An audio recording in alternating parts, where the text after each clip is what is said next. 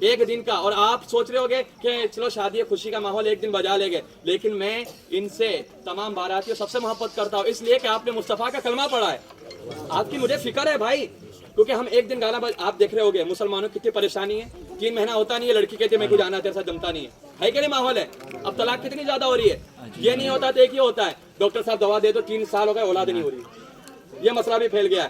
اور کتنے لوگ کیا رہے مولانا کے پاس, مولانا تعویذ دے دو, کیوں کہتے ہیں کہ اولاد تو ہو گئی لیکن فرما بردار نہیں ہے, مارتی ہے.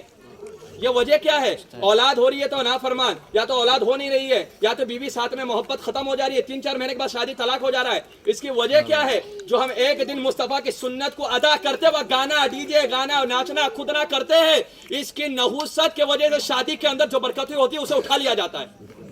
تو ایک دن کی خوشی کے لیے جو ان کی 40 سال 45 سال 50 سال کی آپس کی زندگی رہے گی وہ خراب نہیں ہو رہی ہے, وہ خراب نہیں ہو رہی ہے.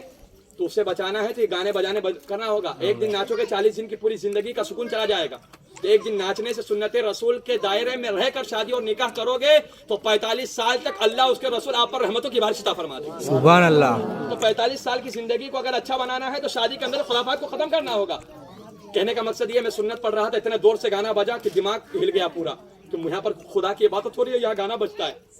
یہ اللہ کا گھر ہے, اولیاء اکرام کا گھر ہے, لیکن میں یہ نہیں کہتا ہوں. لیکن آپ کو بتا دیتا ہوں کہ میں آپ پرسنلی اس لیے کہ اس گاؤں کا امام ہوں, اور جب تک آب و دانہ رہے گا میں یہاں رہوں گا, کوئی ہٹا نہیں سکتا. جب تک اللہ چاہے گا کھلائے گا. اور میں حق بات میرے دماغ, کیونکہ وہ امام کچھ کام کا امام نہیں کہ جس کا ایمان کمزور ہو.